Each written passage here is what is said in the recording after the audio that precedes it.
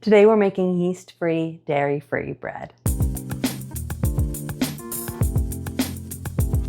I had to be dairy-free for a while because both of my girls had a dairy intolerance while I was breastfeeding.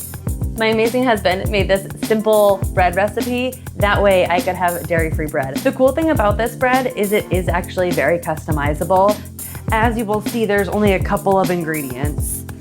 There's 3 cups of flour. I like to keep a little bit of extra flour on the side just in case it's a little too wet, and I'll add it in as needed. We're gonna do 1 tablespoon of baking powder. Running low on that. 1 teaspoon of salt. I'm gonna mix in my dry ingredients and then switch to a dough hook to add in my dairy-free milk. I am gonna add in our almond milk. You can use any dairy-free milk on this part, and I'm just gonna add it in slowly while it's mixing until it incorporates.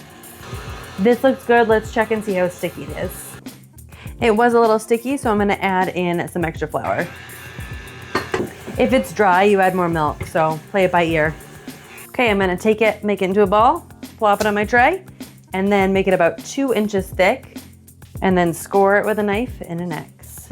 Now into the oven for 30 minutes at 400. We mixed up some olive oil with garlic powder, onion powder, basil, oregano. You can really do whatever your heart's desire is here, but I wanted some flavor in here. And I'm gonna brush this on the top and then throw this back in the oven for another 5 minutes.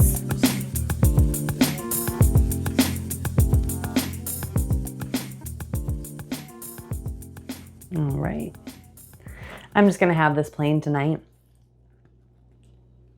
The thing I love about this is it's crunchy on the outside, soft on the inside, and it tastes like an artisan bread at home. One thing I do want to mention is both my girls were dairy and soy free for the first year of their life. Luckily, they grew out of that intolerance and I no longer have to eat that way. However, the benefit to this is it's dairy and soy free. I will say my favorite dairy and soy free butter was Earth Balance. I felt like the other butters I tried were not comparative to this. So having a really good artisan bread at home with a good dairy-free, soy-free butter was really helpful. Give this a try. Let us know what you think and any variations you made. And if you like this kind of content, like and subscribe. We'll have a new one for you each week.